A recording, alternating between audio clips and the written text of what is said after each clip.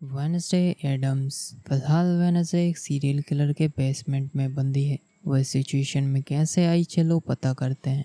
6 हफ्ते पहले की बात है। इस बार की छुट्टियों में वेडनेसडे ने अपनी दूसरी दृष्टि पर काम किया। वो कैसे, उसका जवाब गुडी की किताब में मिला। और क्योंकि वेडनेसडे को अपनी शक्तियाँ मिल चुकी थी, इसीलिए उसने सोचा क्यों ना अपने बचपन के फितूर को पूरा किया जाए। कैंसस शहर का मशहूर कास्तिल, जो आज तक किसी के हाथ नहीं आया, उसे अपनी दृष्टि से ढूंढने के लिए बस मौका वारदात से एक चीज चाहिए थी। किडनैपिंग के दौरान उसके 11वें शिकार ने अपना कीमती बॉलिंग बॉल गिरा दिया था। वेडनेसडे अपना निशाना लगा चुकी थी। अब बस उसे एक चुनौती का सामना करना था। थोड़ी मशक्कत के बाद वो उस कातिल तक पहुंच जाती है, लेकिन इसी दौरान उसकी दुष्ट दृष्टि उसे धोखा दे देती है और इसका फायदा उठा के वो कातिल वेडनेसडे को बंदी बना के अपने बेसमेंट में ले आता है। उस कातिल को क्या पता था उसने अपने पैर पर कुल्हाड़ी मारी है। वेडनेसडे के एक इशारे पर अपना छुपा रुस्तम बाहर आता है। हम सबका चहेता थिंग थिंग उसकी बैंड बजा देता है और अगले दिन उस कातिल की खबर हेडलाइंस के साथ अखबार के पन्नों पर होती है। यहाँ एक बात नोटिस करने वाली है, उस कातिल को पकड़ने के दौरान वेडनेसडे को इस बार दिव्य दृष्टि आने पर आंखों से आंसू आते हैं, खून के आंसू। ये वेडनेसडे के लिए खतरे की घंटी हो सकती है। वेडनेसडे ये बात किसी को बताना नहीं चाहती और इसका कोई हल गुडी की किताब से भी नहीं मिलता। इसका हल अब उसे खुद खोजना होगा। नाउ फाइनली समय आ गया है नेवरमोर अकेडमी जाने का। पक्सली कुछ ही समय में अब बड़ा हो गया है और उसे अपनी शक्तियाँ भी मिल चुकी है, बिजली की ताकत। हालांकि पक्सली का निशाना अभी कच्चा है, इसकी गवाही तो लर्च भी दे सकता है, पर एक बात ध्यान देने वाली है, उसके पिता के पास कोई शक्तियाँ नहीं है। वेडनेसडे अपनी फैमिली के साथ नेवरमोर आ चुकी है। पक्सली भी अब से नेवरमोर का स्टूडेंट है। वेडनेसडे अपने पिछले कारनामों की वजह से अब काफ़ी फेमस हो चुकी है, बट इन सब से उसका ध्यान नहीं भटकने वाला और ना ही उसका एटीट्यूड बदलने वाला है। नेवरमोर में काफ़ी कुछ बदल गया है, जैसे कि न्यू प्रिंसिपल बैरी डॉट और न्यू स्टूडेंट्स, जिनमें से एक है एग्नेस डेमिल। इस कैरेक्टर को ध्यान में रखना, एग्नेस वेडनेसडे की सुपर फैन है। अब सीन ऑफिलिया हॉल में आता है। वेडनेसडे का रूम लगता है पार्टी हाउस बन गया है और लगता है इनिट को कोई और पार्टनर मिल चुका है। उसका नाम है ब्रूनो। ब्रूनो वेयरवुल्फ फैमिली से बिलोंग करता है, सेम एज इनिड। इनिड एजेक्स को काफ़ी इग्नोर कर रही है। इनिड को लगता है एजेक्स और उसके बीच वो प्यार वाली बात है ही नहीं। तभी एक उड़ते तीर के साथ एक फोटो आता है जिसमें लिखा था, स्वागत है वेडनेसडे, मेरी नज़र तुम ही पर है। वेडनेसडे अपनी दृष्टि का प्रयोग करती है, बट उसे वो स्टोकर नहीं दिखता एंड यहाँ अगेन उसकी आंखों से खून के आंसू आने लगते हैं। चलो अब चलते हैं कैलिवन हॉल में और मिलते हैं यूजीन से। पक्सली यूजीन का रूम पार्टनर होने वाला है और एजेक्स उनका नया डॉर्म एडवाइजर। अब अगले सीन में हम देखते हैं वेडनेसडे और उसके पेरेंट्स को प्रिंसिपल डॉट के साथ। प्रिंसिपल डॉट चाहते हैं कि इस साल गाला के फंड रेजिंग कमेटी के हेड मोर्टिशिया एडम्स बने। नेवरमोर को चलाने के लिए फंड्स की जरूरत पड़ती है। पिछले 3 सालों से ये काम विंसेंट थॉर्प कर रहे थे, जेवियर थॉर्प के पिता। बट जब जेवियर पर कत्ल का इल्ज़ाम लगा तो उन्होंने जेवियर को नेवरमोर से निकाल लिया। प्रिंसिपल डॉट वेडनेसडे के पेरेंट्स को आज आते यहीं रुकने को कहते हैं और इस बात पर विचार करने को कहते हैं। उन्हें रहने के लिए रॉटवुड विंटेज दिया जाता है। मैरिनेल थॉर्नेल पहले यहाँ रहा करती थी, जिसे हमने सीजन 1 में देखा था, अपने हाइट की मास्टर, जो अब जेल की सलाखों के पीछे है। अगर मोर्टिशिया एडम्स गाला की हेड बनती है तो इसे अपना घर ही समझ सकती है। मोर्टिशिया को ये आइडिया अच्छा लगता है, इससे वो वेडनेसडे के आसपास भी रह सकती है और उस पर नज़र रख सकती है, क्योंकि मोर्टिशिया को वेडनेसडे की ज़्यादा फिक्र होने लगी है। गुडी जा चुकी है और अब कोई भी उसका मार्गदर्शक नहीं है। वेडनेसडे को देखकर मोर्टिशिया को अपनी बहन की याद आती है, वेडनेसडे की आंट ऑफिलिया। वेडनेसडे में उसके लक्षण दिखाई पड़ते हैं। अब वेडनेसडे वहाँ से वापस आने लगती है और इसी बीच वो पुलिस को एक क्राइम सीन पर देखती है। शेरिफ गैल्पिन की जगह उन्हीं की जूनियर रिची सैंटियागो ने ले ली है। क्राइम सीन पर एक डेड बॉडी मिलती है, एक जासूस की। वो आदमी किसी की जासूसी कर रहा था। कौओं के झुंड ने आकर उस पर हमला कर दिया और उसकी आंखें तक निकाल ली। एक कौवा उनमें से थोड़ा अजीब था, जिसकी एक आंख जली हुई थी। वेडनेसडे वहाँ एक आदमी का पीछा करती है और वो होते हैं पुराने शेरिफ मिस्टर गैल्पिन। वो विक्टिम जो मरा है वो गैल्पिन का दोस्त था। वो दोनों किसी केस पर काम कर रहे थे जिसकी वजह से वो मारा गया। मतलब ये एक सोचा समझा मर्डर था। इसका मतलब है इन कौओं का कोई मास्टर है और वो नहीं चाहता उस केस का खुलासा हो जिस पर मिस्टर गैल्पिन चुपके से काम कर रहे हैं। मिस्टर गैल्पिन वेडनेसडे को अपना ठिकाना बताते हैं और कहते हैं, याद रखना ये पक्षी सब देखते हैं। अब सीन नेवरमोर में आता है।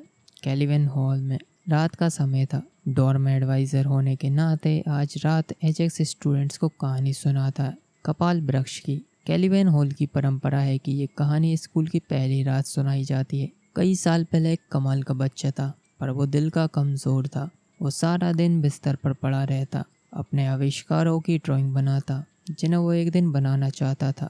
मगर डॉक्टरों ने कहा उसके पास वक्त कम है, तो उसने सोचा क्यों ना अपना ही दिल बना लूँ, एक ऐसा दिल जो उसके दिमाग का साथ निभा पाए।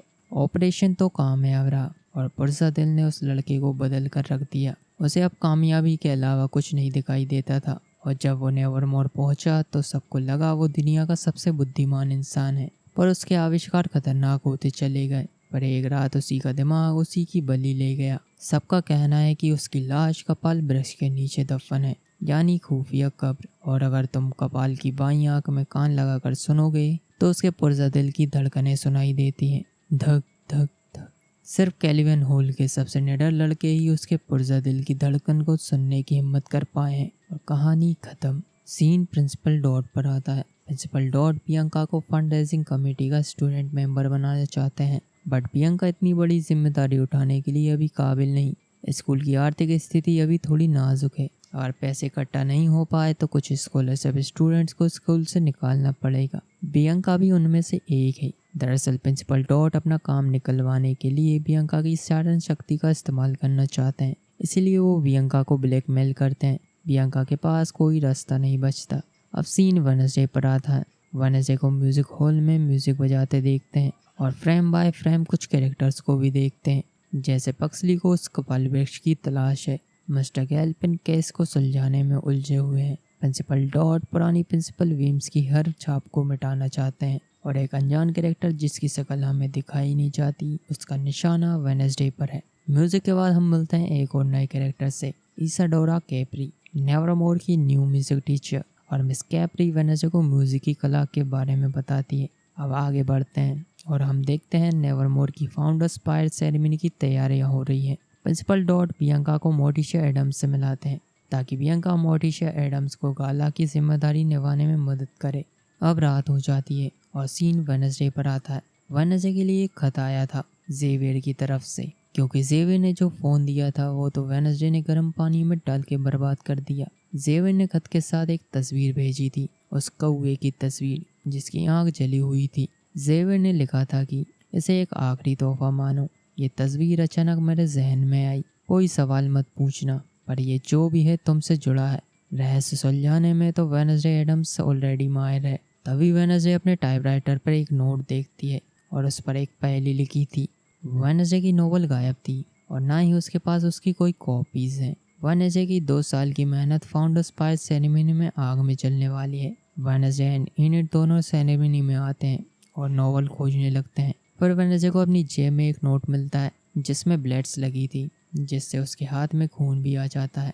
वेडनेसडे को हिंट मिल चुकी थी, उसकी नोवेल एक पक्षी के अंदर है। लकड़ियों से बने एक पक्षी के चिता के अंदर। इसी बीच एजेक्स इनिट से बात करने का ट्राई करता है, बट गलत मौके पर।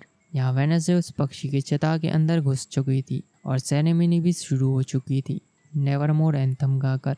एंड फिर प्रिंसिपल डॉट एक स्पीच देते हैं। एक बात नोटिस करने वाली है, प्रिंसिपल डॉट जोकर वाली हरकतें ज़्यादा करते हैं, लेकिन उन्हें कम समझने की भूल नहीं करना। ये प्रिंसिपल बहुत स्मार्ट है, उसके पास आग की शक्ति भी है। प्रिंसिपल डॉट अपनी आग की शक्ति से उस पक्षी की चिता को जलाते हैं। वेडनेसडे अपनी नोवेल तक पहुंच चुकी थी, लेकिन इस वक्त तक वो चिता जलने लगी थी। वेडनेसडे की किस्मत अच्छी थी जो उसकी नोवेल और वो बच जाते हैं। अब वो पक्षी की चिता हवा में उड़ने लगती है। नेवरमोर के नन्हे स्टूडेंट्स का कमाल। अब वेडनेसडे को सम्मानित करने के लिए स्टेज पर बुलाया जाता है। वेडनेसडे और उसके दोस्तों की शान में नेवरमोर को बचाने के लिए एक पेंटिंग बनवाई गई थी। पर वेडनेसडे एक मोटिवेशनल स्पीच देती है और फिर दूसरे ही पल में बदल जाती है। वो कोई हीरो नहीं है और ना ही किसी की चाटुकार। वो हर खेल को सिर्फ अपने तरीके से खेलती है और अपना साथ देती है। उसे किसी सिंहासन की ज़रूरत नहीं, क्योंकि वो उसे भी जलाकर राख कर देगी। एंड फिर वो उस पेंटिंग को जलाकर राख कर देती है और इसी के साथ फाउंडर्स सेरेमनी यहीं समाप्त होती है। अब सीन पक्सली पर आता है। एजेक्स की कहानी सुनकर वो उस कपाल वृक्ष तक पहुंच जाता है। जैसा कि उसने कहानी में सुना था, वो उस कपाल वृक्ष की बाईं आंख में कान लगाकर सुनता है। उसमें से एक कौवा बाहर निकलता है, जिससे चौंक कर पक्सली जमीन पर गिर जाता है और उसकी पावर्स भी आउट ऑफ कंट्रोल बाहर आ जाती है। उसकी बिजली की पावर से वो कब्र में दफन इंसान जाग जाता है। वो एक ज़ॉम्बी बन चुका था। पक्सली खुश हो जाता है, उसका मिशन कामयाब रहा। वापस सीन वेडनेसडे पर आता है। सेरेमनी से लौटते वक्त इनेड वेडनेसडे को रोकती है। उसके टच करते ही वेडनेसडे को साइकिक झलक आती है और वो ज़मीन पर गिर जाती है। उसकी आंखों से खून के आंसू बहने लगते हैं, शरीर कांपने लगता है। ऐसा लग रहा था कि वो मरने वाली है। इनेड को कुछ समझ नहीं आता। मोर्टिशिया भी वहाँ आ जाती है। वेडनेसडे ने अपनी साइकिक झलक में इनेड की कब्र और उसके ऊपर मंडराते कौवे के झुंड को देखा। वेडनेसडे इनेड की मौत की वजह बनने वाली है और सीन यहीं कट होता है।